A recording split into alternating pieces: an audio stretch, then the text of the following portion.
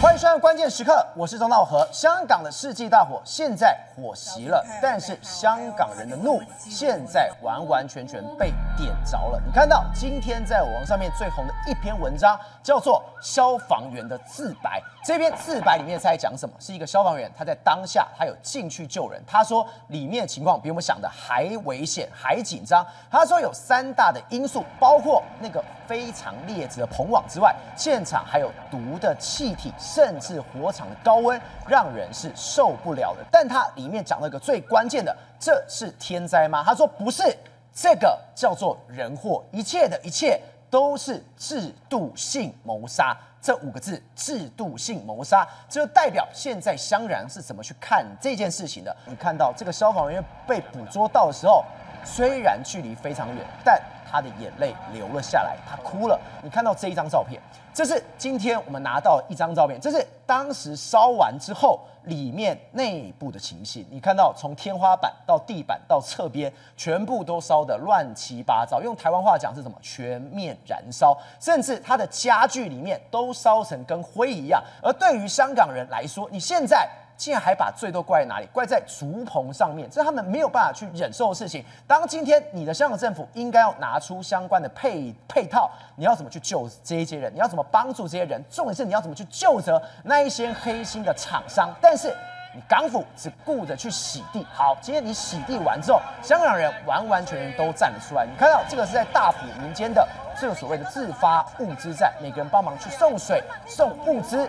他们现在香港人完完全全团结，他们拿出他们的狮子山精神。当你今天要洗地的时候，现在大家的怒也完完全全起来了。现在的香港人对于港府的质疑，对于中共的质疑，已经到了极限。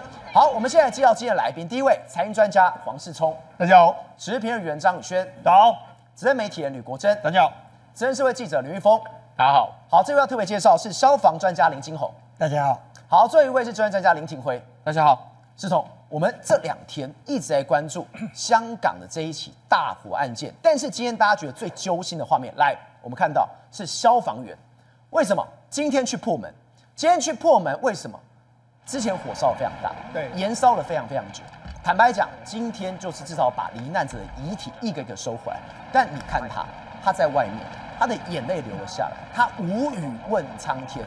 他所珍爱的香港，他所珍惜的这一块地，根本不是因为天灾，就是一个烂制度，让他珍爱的这个土地、珍爱的香港都毁了。没错，今天大家看到这个照片或者这个影片的时候，一定会非常揪心。为什么？这是一个消防队员，他回到火灾的这个原址，然后在里面来说话。大家可以看到，我们刚才看到这个画面，他时而仰天，不知道在做什么，然后时而在那边发呆。那如果我们仔细看他的表情，这是我们做到最近的一个表情，你可以看到他其实是流下了眼泪。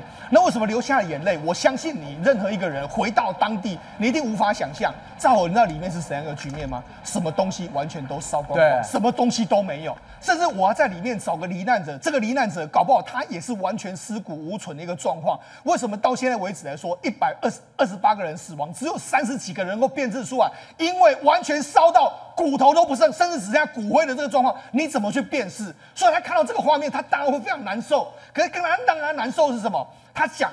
这个如果是天灾就算了，但是这个并不是天灾，这是人祸。他说是人祸，而且是制度杀人。为什么他说是制度杀人？你看他说什么？他说没有错。他说消防处长杨恩健讲得非常好，火场面积很大，楼层很多，单位很多，我们只可以由地下1层楼慢慢往上推。消防人员都是人，体能有限，灌溉非常困难。这是一个消防队员的这个内心的自白。但是他说什么？当制度失效，当监管失效，有人为了赚钱而偷工减料，我就算是拼了全力，我就没办法救回那么多的人命啊！所以这就是他们心里面的想法。为什么他们心里会这样想呢？而且他直接讲非常白，这不是天灾，是人祸，这叫制度性谋杀。对，没错。为什么？因为第一个，到目前为止来说，港府还不愿意承认说这到底什么原因，他就说啊，这是竹棚啊，竹棚啊，还在竹棚。对，但是大家都说明明就不是竹棚，是什么？是棚网出了问题，是发泡棉出了问题。那你看，马上就他们之前的天文台的台长就马上出来讲，他也算是一个前高官，他出来讲啊，说质疑追究的方向，批评这个围网跟制度比竹棚更危险啊，他直接出来讲。这一年有一个香港歌手也是说，他不满把这个火归在竹棚的这个身上，所以根本就不是这样。香港政府目前为止不敢把这个事情弄到这个所谓围网，为什么？因为那个网资是中国的标准，不能够这样讲啊，所以这样现在不能说出真正的这个真相。而且大家讲为什么是制度杀人？第一个，因为当初的这个围网来说，明明就有问题，已经有人反映，但是监管不力，没有人理。厂商呢要赚钱，但是没有人理。好，不止没有人理，去跟这个劳工局讲，劳工局没有问题，没有问题。所以等于是一个制度葬送了这么多人。好，那我就讲为什么这几天香港人怒了。赵和，我跟你讲，事实上看到一个画面，我相信呢，远在天边的习近平都会非常的紧张。对，就是这个画面，因为我不知道现在有非常多的这个香港无家可归的民众，他们住在大埔这个地方。香港民众现在自发性的捐了非常多物资，全部进到这个地方，所以这个地方的物资非常多了。我们看前一阵在我们台湾看到那个什么光复的这个产值超人，他们这边也很多人送到这个地方去，送进去，而且他们那时候飘出一个歌，叫做《狮子山下》的那首歌。对，那你知道这为什么这个对习近平来说非常紧张？第一个，香港人现在又团结起来，他们团结起来，你看到送水、送物资、送衣服，对，没错，这就是团结。对，他们就会开始讲了狮子山精神。那你知道什么叫狮子山精神？狮子山精神是在港英时代那时候香港人的精神，而且那这个从2014年的雨伞革命一直到最近的反送中，他们跟中国对抗的时候用的都是狮子山下跟狮子山精神。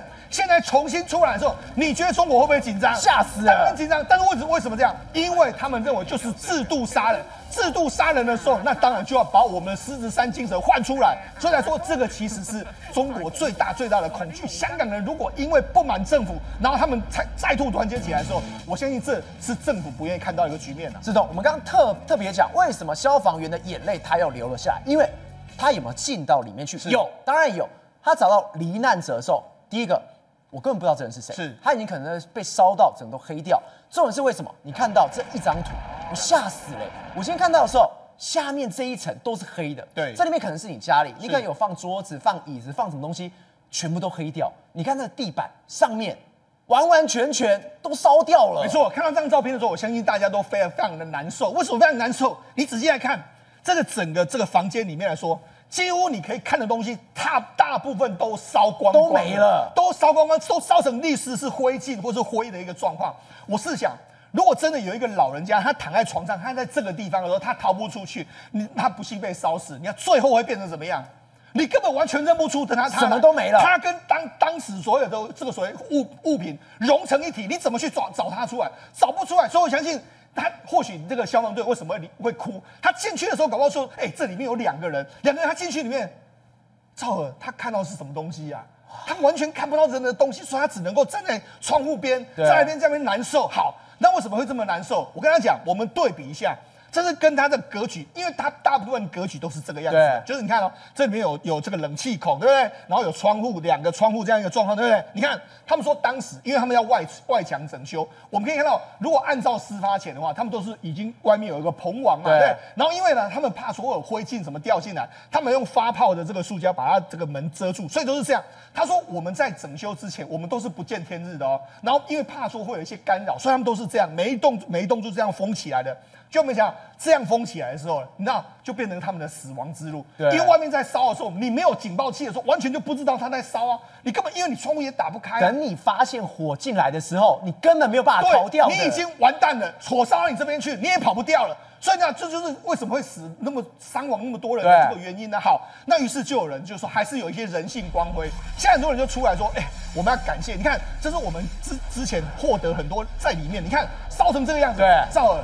因为它是密闭，烧成这样的时候，里面完全火场，你空气你也看，你眼睛什么，眼前你灰跟火，你完全看不到任何东西啊。你看他们就这样，而且他们要逃的时候，正好如果你是在里面，你要逃，你怎么逃？对，你根本逃不了。所以我就说，烧成这样之后，你根本逃不掉。但是他们要感谢什么？他们感谢这当时的管理员告诉大家。赶快要离开，一个一个去敲门，他是一个一个敲门哦。我们都知道那边人非常多。对，我们刚刚讲，它完全封闭了，你听不到声音。对，第二什么警报根本没有响，它是一个敲门，赶快跑，赶快跑。对，所以有没有很多人要感谢这个管理员去救他他敲到的，你愿意出来的，就是救命了。所以你看，现在很多人在感谢这些管理员的救命之恩。所以我跟你讲，这一次的这个火灾，有很多香港人的人性光辉是发挥出来，但是无奈就是制度还有绑人为的这个伤害。好，那我们跟他讲，你看啊，这次的火真的烧了非常非常的快。我们讲，这可能有一些天时地利的这个原因。你看，从这边开始烧了之后，很快速就烧了从两边开始串，串了之后是没多久，7栋大楼完全都陷在火海里面。那现在火海里面来说，你看我们说现在有128个人死，然后只有39个人确认身份。你看看到这个，你会不会觉得很难过？你明明知道有128个人死，但是他们是谁，你完全都不知道，因为它已经烧到完全没办法看得出来。对，所以这一次的这个大火里面来说，我们人性的光辉也难以抵挡这些人性的灰暗面，才会造成这样的局面嘛。好多人刚刚讲，你看。现在呢，港府又说什么？大家都说是竹棚啊，竹棚啊，大家说你不要再讲竹棚了啦，是棚网的问题嘛。然后他又说，现在香港劳工处处长说什么？他说，哎呀，这个我们初步化验啊，这个棚网呢是达到阻燃的要求啦。他们又出来洗地了。对，就已经说今天发生这种事情，你还要说棚网没有问题？对，然后他又说什么啊？是发泡胶板的这个高度易燃的这个状况啦。他所以就是这样的原因啊。我就讲为什么不能讲棚网？我们讲到昨天那个 CNAS 的这个认证，它是中国认证的标准啊。中国认证的标准，如果不能在香港用的时候，那是代表什么？当然不行嘛，中国的问题。对，当然不行，所以一定要说就是这个发泡胶美。好，那我就讲，我们仔细来看一下，如果真的是发泡胶美呢，你看哦，它开始在烧的时候，你看一开始并没有明显的往上烧，但是你看很快就往上窜。什么东西会让他们往上窜呢？就外面的这个棚网嘛，所以你看来看去来说，大家都不相信这到底是什么原因。它短短的30秒钟哦，从原本一点点哦，我们还特别把时间一一列出来，它是30秒内往上窜的。对，结果你现在跟我讲说，哦，这不是棚网的错，你有没有知道你在讲什么？正好我们昨天有跟大家讲，好的阻燃棚网会怎么样？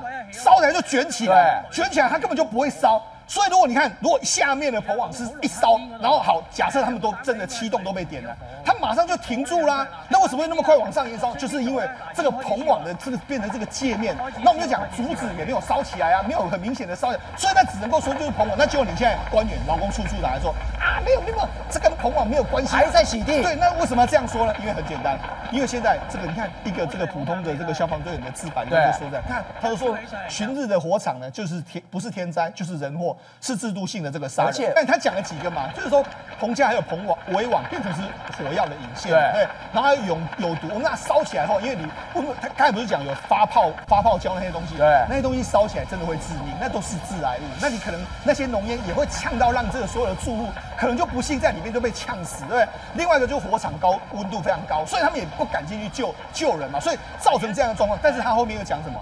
他说呢，当初的时候，他们不是有跟他说，我们能不能用这些棚网的这个状况？然后他就说，哎呀，棚网只属于这防堕物质啊，不用做这个热的工序啦，火灾风险相对比较低啊。然后又根据这个处方地盘的这个条例说，没有涵盖棚网或任何物件的阻燃标准啊，是这样讲啊。所以就说没有关系，你们这个用的话，我们只要能够拦住那些坠落物就好了。然后就说，我们没有这个阻燃的标准。所以等于是这样的，你看现在开始这样讲，烂死了。对，那明明就是有啊。如果你们有香港的标准啊，就因为这家厂商他没有用中国的标准，他没有用香港标准，因为中国标准之后，现在大家都不敢讲。尤其是我跟他讲，为什么这件事情会引起香港人最深的恐惧？赵和你知道吗？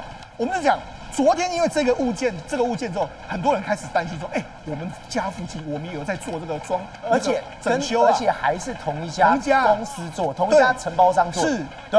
然后你看这个人他开始就做啊，他开始做一个实验，说，我们这个你看屯门的宜乐花，我就做这个跟这个建商是一模一样的，对。结果烧起来之后，他就说，管业处说你这样是违法，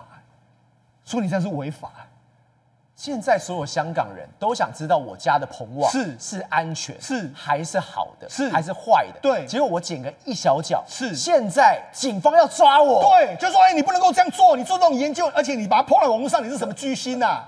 太扯了！所以你看，这很多人就开始被访问，而且你看到这个你看富城物业管理有限公司说什么？擅自取用。绝不姑息。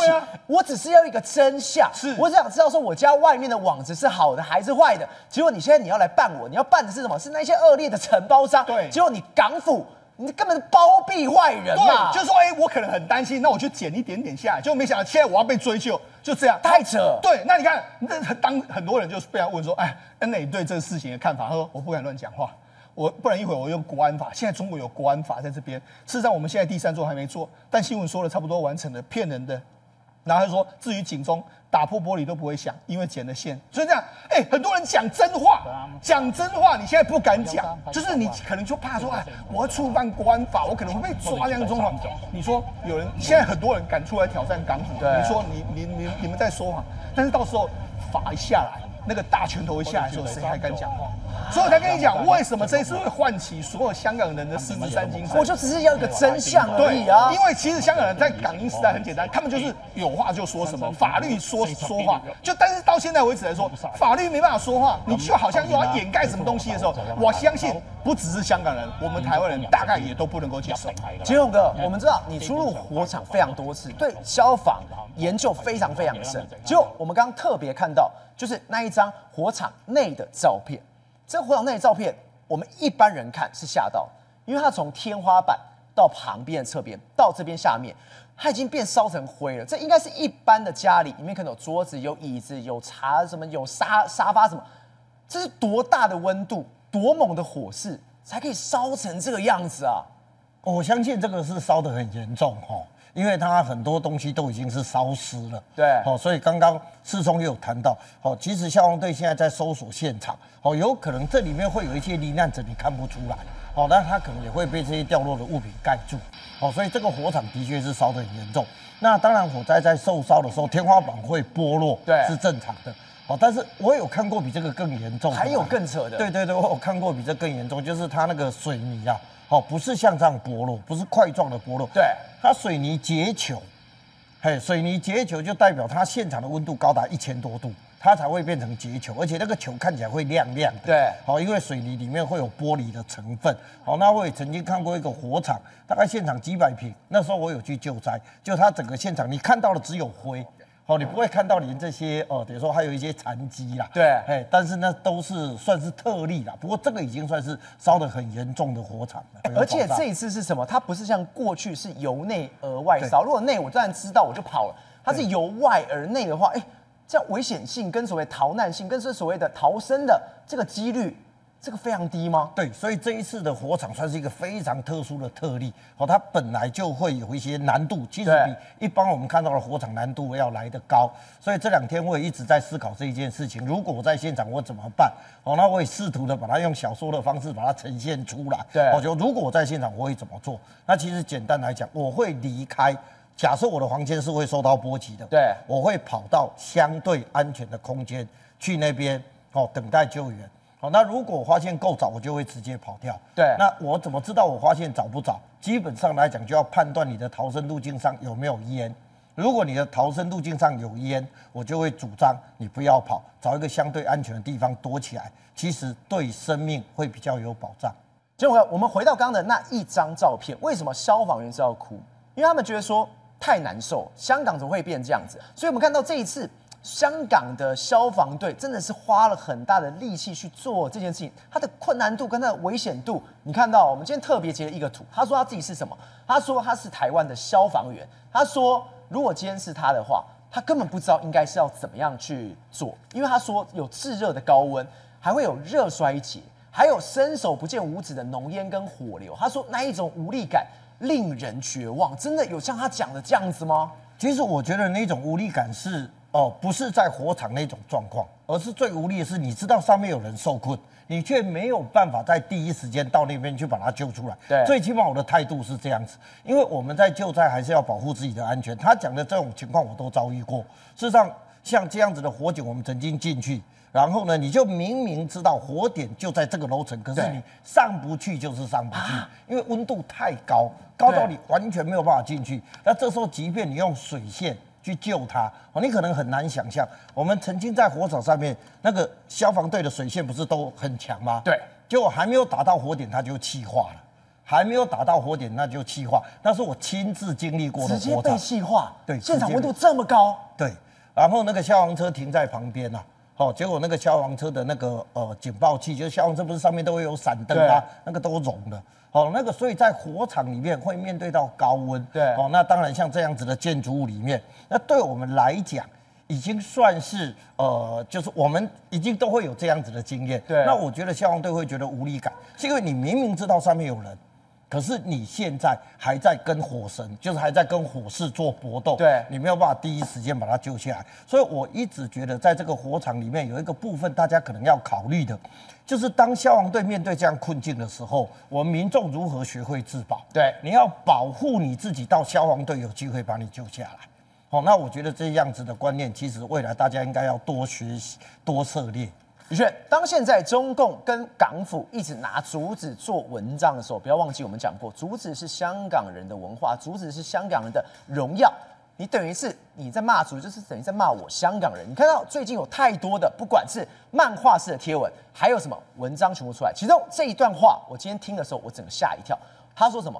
玉可碎而不可改其白，竹可焚而不可毁其节。对，没有错，因为现在呢，整个中国你表面上看起来是在一片哀悼香港但事实上是幸灾乐祸。为什么他们要把错全部都怪在这个竹棚上？因为理由很简单，他们要证明自己的优越感。我大中国都用标准化的金属钢棚，你们这个落后的香港被我们超越了。但实际上问题真的是香港吗？你仔细看这4个漫画。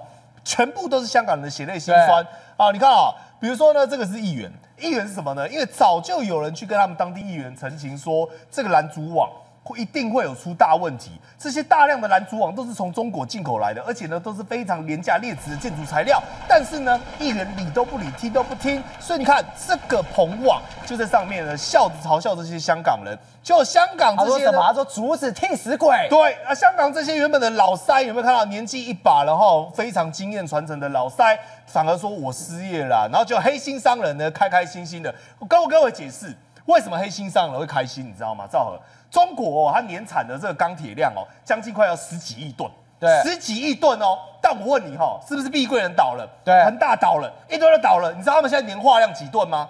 就1亿吨而已。所以这些钢根本没地方可以去。他们如果不把香港这些竹子给消灭掉的话，怎么有办法把这些钢倒到香港来？所以才会有这个黑心商人在笑。对，他们内心觉得说，你们根本就是故意污名化我们的竹棚，为的就是要把你中国这些大量的垃圾倒过来。所以最后变什么呢？你看竹棚戴罪。所以你看包括李超英，这是他们前天文台台长，在讲到说，前天文台台长这个身份地位非常高的对，他是学经地位呢，在香港社会是广为人敬重的。他说哲学问题一日花休息，不过讲竹，他就跟你开宗明义讲，我就谈竹子。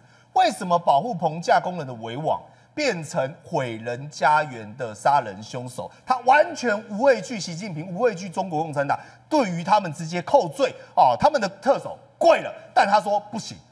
问题出在哪里？就是在围网。对，他说棚架上你用这种烂围网，中国制围网，你如果跌下来是为了要保人性命，但最后一把火烧下去呢，现在我们讲100多条人命就都没了，那你怎么还要怪棚架？你还会怪竹子呢？当然是棚架问题啊！易燃的围网和发泡剂是明显的物质祸首，何以被追究的对象竟然是不易烧着的竹？对，他们讲造我觉得现在根本是千万别抬头。你知道什么叫千万别抬头吗？整栋大楼在烧，我们看到棚网，请问一下还有没有剩半个？烧光了，泡棉也烧光了，竹子还在那边。那你跟我讲说是竹子惹的祸，什么意思啊？然后他最后说为什么出事情只见物质不见人和制度？高兴警队出手对付人，其他不能呢？所以你看他这个讲的是什么？明明是整个制度杀人，以及中国的制度引进到香港导致的祸害，对，但现在呢，却只是把相关的祸首，也就是说他的什么董事啦、负责人、经纪人啊抓了就算了。来，各位，这个画面太经典了，你仔细看这是洪福苑当时大火发生的画面，这是远观。你如果近看的话，你会发现有一幕就是呢，整个冷气，那个冷气怎么做的？钢，就是钢做的，有没有看到？冷气是不是烧起来了？我请问一下，旁边那根高风亮节的竹子有没有动摇？直挺挺的站在那边，烧都没烧，还是挺着在那边。你说冷气都烧掉，然后竹子没烧，那很多民众现在开始测试了嘛？但你现在在香港测试，搞不好被抓起来说要实验烧竹子，火这样喷下去，就发现根本没问题啊。所以你知道中国讽刺在这边，他现在是不是全方面的把过错怪到竹棚上？对。但你看他过去曾经国家地理央视首页，国家地理央视为我们介绍国家的地理标题叫什么？来，赵和。让竹子来看到拯救地球，你当时是怎么去称赞，怎么去吹这个竹子呢？来，我跟各位讲怎么吹。竹子是大熊猫的命根子，人们都知道事实。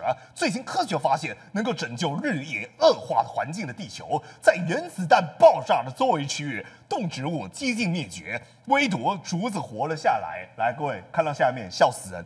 1945年，美国在广岛和长崎投下了原子弹，留下了地面辐核射的严重隐患。人们惊讶地发现到，爆炸中心的周围动植物灭绝，竹子活下来了。竹子这么强，他说竹子可以扛过核弹，可以扛过核弹。你跟我讲，竹子扛不过火，他核弹都扛得住了，扛不过火。核弹炸下去，然后竹子活下来了。你跟我讲火扛不住？来，央视这都你们自己做的哈，你现在都不要给我删片段。来，这是什么？火折子，他说过去啊，古代的火折子啊，就是把草籽放在竹筒里面啊，因为竹筒很耐高温，竹筒不怕火烧，所以点起来呢就可以当做他们点火的工具，像打火机可以点蜡烛啊。你这个画面你怎么不跟香港人放一下？对，甚至是央视还做过一节目说竹子比水管还来得坚固，为什么呢？他就把竹子跟水管一般的那种，它是水泥管哦，不是一般的水管哦，对，水泥哦，更硬的了。你看他说这样点过去，对不对？他说水泥弄脆狗龟，弄全部弄绑起啊然后呢竹子这样点过去哇哦，完美！竹子干嘛呢？完全没事情。所以你知道吗？现在很多网友就开始把这些东西拿来分享，然后包括一些竹子的正确常识跟知识，竹子是天然的阻燃剂呢，泼到网络上，就知道你知道发生什么事情吗？直接被封了啊！就要么贴文被删了，要么就被封号了。所以你看好照了，竹子呢，我跟你讲大家很难超越大家想象，明明是植物，对不对？但实际上它要到1000度的高温它表面我们讲的才会碳化，而且碳化之后它不是马上就完蛋不是，就是如果它碳化之后，你火源拿走了，你就算温度很高，它还会保护中间的这个原本是原生的竹子层。对，但是你必须要有单点，就是火焰枪那样子，嘣嘣嘣嘣嘣，直接往上窜，一直烧的那一种。对，它才会啪贯穿，贯穿之后呢，它才会没救。所以它们两边的特性是完全不一样。宏观取材，厘清真相，犀利精准，深入剖析，时刻掌握关键，新闻时事不漏接。老时段，新气象，我是钟耀和，关键时刻2.0，全新出击。